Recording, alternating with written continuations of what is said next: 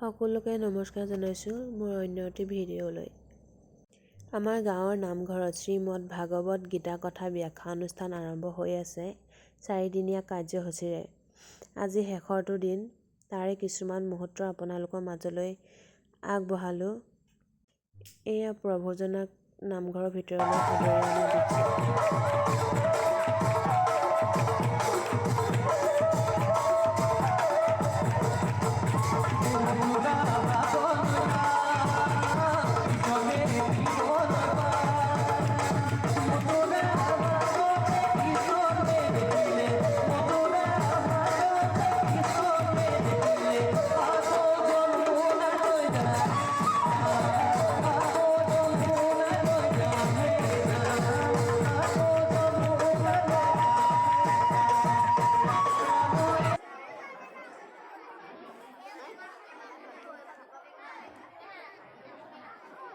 কৰ্মৰ মাজেৰে মৰি যাব লাভ হ'ব, কিন্তু নামাৰিব। মাৰিলে বহুত অপৰাধ লাগিব, মহাপাপ লাগিব। ভগৱানে বহুত বহুত বহুত বহুত শাস্তি দিব। যি নিজক মাৰিলে, যি নিজক অনিষ্ট কৰিলে, যি নিজক নষ্ট কৰিলে, তাতকৈ ডাঙৰ অপৰাধ ইয়াৰ পাপী নাই। নিজক মাৰা মানে আত্মাক মাৰা, নিজক মাৰা মানে আত্মাক মাৰা। আত্মাক মানে হত্যা কৰা। হত্যা মানে অধঃপতনলৈ, আত্মা নমৰে, অধঃপতনলৈ যাব। আত্মাটোক যদি অধঃপতনে, মানৱ জীৱন পাই হৰি কথা শুনি আত্মা তৃপ্ত হ'ব লাগে, ভকতৰ দৰ্শনে আত্মা পৰমানন্দ লাভ কৰিব লাগে। আৰু সেই আত্মাক আপুনি যদি বেয়া বেয়া বস্তু খাই মাৰে, তেতিয়াহ'লে আপোনাৰ বহুত পাব, বহুত অপৰাধ। সেইকাৰণে প্ৰাণ গ'লেও বেয়া বস্তু নাখাব। হাত দুখন দিছে, সংসাৰত ধেৰ কাম আছে, ভাল কাম কৰিব। আপোনাৰ ল'ৰা ছোৱালী পাছত ভাল হ'ব, ল'ৰা ছোৱালীৰ পৰা সুখ পাব। আপোনাৰ ভাগ্য নাই, আপুনি জগাব নোৱাৰিলে ভাগ্য আপোনাৰ হয়তো অপৰাধ আপুনি যেনেকৈ ভাগ্য জগাব লাগিছিলে নোৱাৰে, কিন্তু আপোনাৰ সন্তানৰ মাজেৰে সুখ পাব। ভাল কাম কৰিব, বেয়া কাম নকৰিব। দুসন্ধ্যাৰ মাজত এসন্ধ্যা খাব, মৰম চেনেহত থাকিব। আলুগুটি এটা চাউল আধা পোৱা ভগাই খাব, আটাইকেইজনে আলুগুটি সানি খাব। কচু ঢেকীয়া পাই, ঢেৰ পাই খাবলৈ। মৰম চেনেহত থাকিব, তাতেই তৃপ্তি আছে। আৰু আপোনাৰ জীৱনত আপোনাৰ জীৱনত আপুনি একো নাপালে ল'ৰা ছোৱালী কৰিব, ধৈৰ্য ধৰক, বেয়া কাম নকৰিব। যদি বেয়া কাম কৰে, ল'ৰা ছোৱালীটো বেলেগ কথা, 7 পুৰুষলৈকে তেনেকেই থাকিব। সেইকাৰণে বেয়া বস্তু নাখাব, বেয়া বস্তু নোখোৱাব। আনক কেতিয়াও বেয়া বস্তু নোখাব, বহুত ডাঙৰ পাপ লাগে। নিজেও নাখাব, আনকো নোখোৱাব। নিজেও জীয়াই থাকক, আনকো জীয়াই ৰাখক। নিজৰ ভাল হ'বলৈ আনৰো ভাল চিন্তা কৰক। নিজৰ কল্যাণৰ হ'বলৈ আনৰ কল্যাণ চিন্তা কৰক, আপোনাৰ কল্যাণ হৈ থাকিব। এতিয়া সেইটোৱে আমাৰ বিষাদ যোগ। দ্বিতীয় সাংখ্য যোগ। সাংখ্য মানে জীৱনক জনা, জীৱনক বুজা, জীৱনক চিনা, নিজক উদ্ধাৰ কৰা। নিজক মাৰি আনক নতৰায়, নিজক মাৰি ভগৱানক নোপূজে, নিজৰ কাৰণে ভগৱানক পূজে। নিজক মাৰি ভগৱানক, আমি নিজক মাৰি ভগৱানক পূজো। নিজে মান ধপাত খাওঁ, ভগৱানক আকৌ ফটা গুৱা দি দিওঁ, তাত ধপাত নিদিওঁ।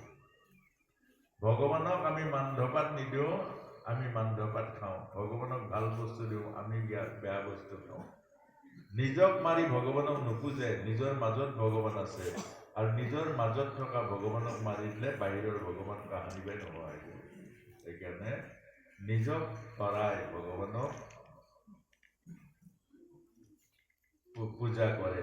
নিজে তৰি থাকিলেহে ভগৱানক পূজা কৰিব, নিজে মৰি থাকিলে ক'ত ভগৱান পূজাটো হ'ব।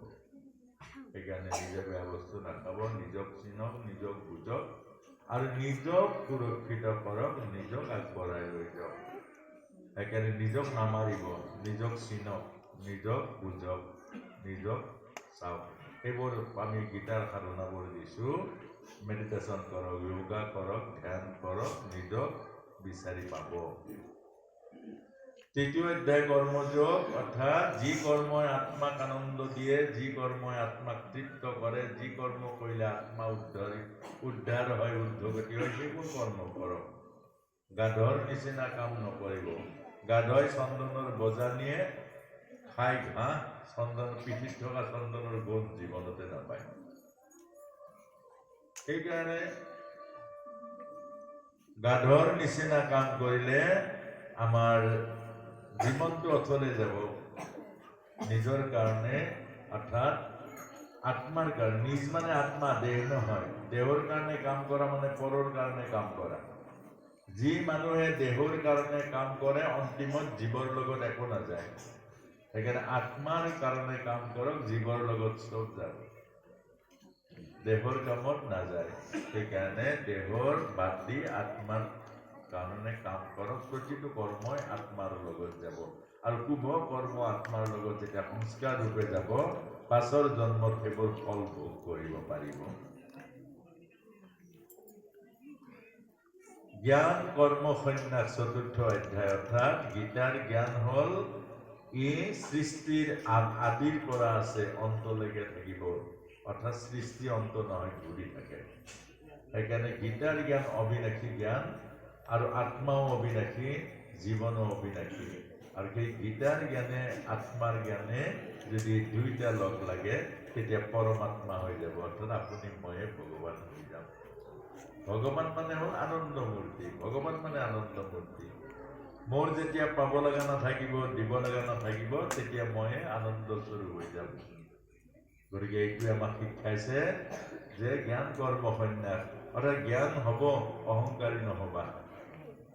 জ্ঞানক মাৰা, অৰ্থাৎ অহংকাৰক মাৰা এপাতে অস্ত্ৰ, সেইবোৰ হ'ল শ্ৰদ্ধা। যিমানে জ্ঞান হয়, ডাঙৰ হয়, সৰু হৈ যাব।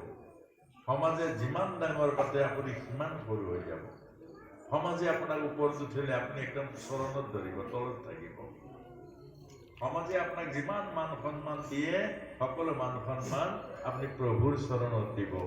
আপুনি এজ ইট ইজ হৈ থাকিব। আগত যি আছিলে এতিয়াও আপুনি সেই একেটাই। কেলে?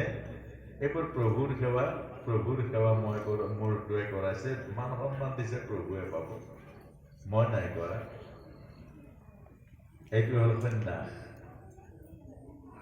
যে সকলো প্ৰভুত সমৰ্পণ হ'ব। এইবিলাক চব প্ৰভুৱে দিছে। সেইকাৰণে মান সন্মান কেতিয়াও নল'ব, চব ভগৱানৰ। মান সন্মান যদি লয়, তেতিয়াহ'লে ওজন বেছি হৈ যাব। ওজন বেছি হ'লে গধুৰ হ'ব, গধুৰ বেছি হ'লে ওপৰলৈ নাযাব, আৰু গধুৰ বেছি হ'লে। পঞ্চম অধ্যায় কৰ্ম সন্ন্যাস যোগ, অৰ্থাৎ গৃহস্থীৰ কৰ্ম, অৰ্থাৎ মানৱ জীৱনটোৱে হ'ল কৰ্ম। যি উশাহ নিশাহ চলি থকালৈকে কৰ্ম, আৰু সকলো কৰ্মৰ সন্ন্যাস মানে প্ৰতিটো কৰ্মতে উদাস থাকিব। মই কৰা নাই, মোক কৰোৱাইছে। অৰ্জুনক সেইটোৱে ভগৱান কৃষ্ণই কৰিছে। এই সৃষ্টি মোৰ, সৃষ্টি আৰম্ভ কৰিছোঁ মই, পালন কৰিম মই, সংহাৰ কৰিম মই, আৰু সৃষ্টিৰ সেৱাৰ কাৰণে তোমাক মই পঠিয়াইছোঁ, তুমি সেৱা কৰা, তোমাৰ ডিউটি। অৰ্থাৎ তুমি কাম কৰা, ফলপ্ৰধিক আশা নকৰিবা, আৰু ফলৰ লগত লাগি নধৰিবা। কিয় নাপালো মানে আপোনাৰ পাব লগা নাই, সেইকাৰণে নাপালে। কিয় হেৰাল, এইটো আছিলে মোৰ, কিয় সেইটো আপোনাৰ নহয়, সেইকাৰণে হেৰালে। যিটো আছে সেইটো ধুনীয়াকৈ ৰাখক। ল'ৰাটো কিয় মৰি গ'ল মানে তাৰ কাম হৈ গ'ল। আপোনাৰ লগত যিটো আছিল, আপোনাক কুন্দাবলৈ আছিলে, সেই কুন্দালৈ গুচি গ'ল। আপুনি এদিন কাৰোবাক কুন্দাই থৈ আছিলে, কন্দুৱাই থৈ আহিছিলে, আৰু সি আহি এদিন কোনোবাটো জন্মত আপোনাক কন্দুৱাব। গোটেই জীৱন কান্দিব লাগিব, আৰু সি কৰবাত আকৌ জন্ম হ'ব, সি হাঁহি ফূৰ্তি থাকিব, আপুনি এনেই কান্দি থাকিব লাগিব।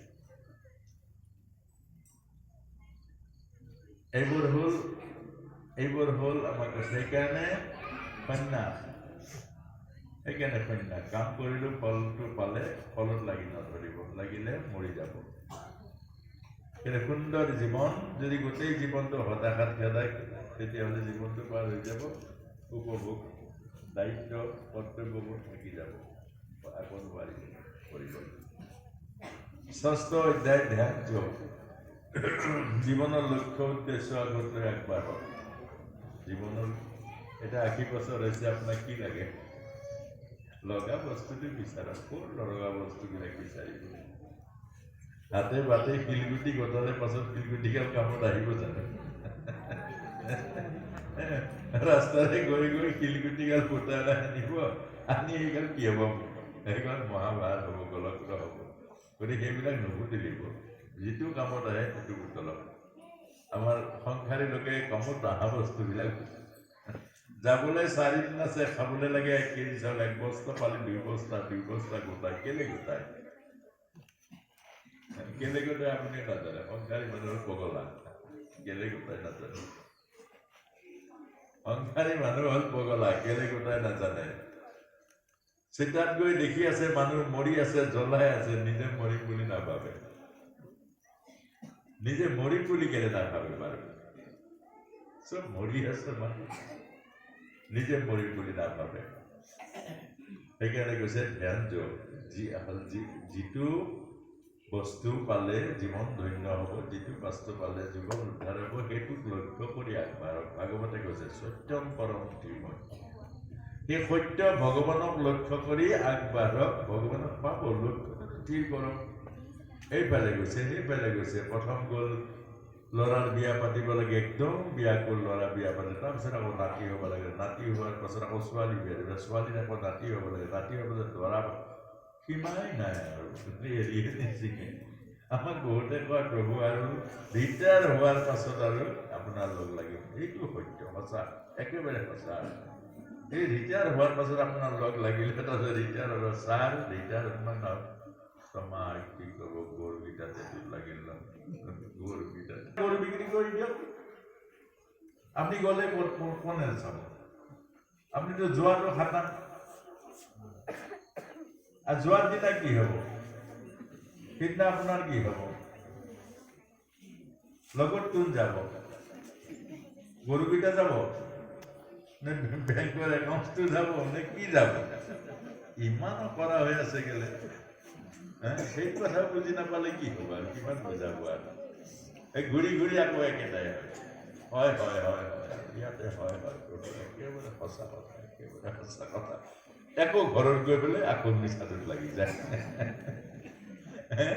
একেবাৰে সঁচা কথা মিছাটোত লাগি যায় নাযায়। কেলে যায়? এইটোৱে হ'ল আমাক কৈছে ধ্যান নাই। কি লাগে বুজি নাপায়। সংসাৰৰ মানুহৰ কি হয় সেইটোকে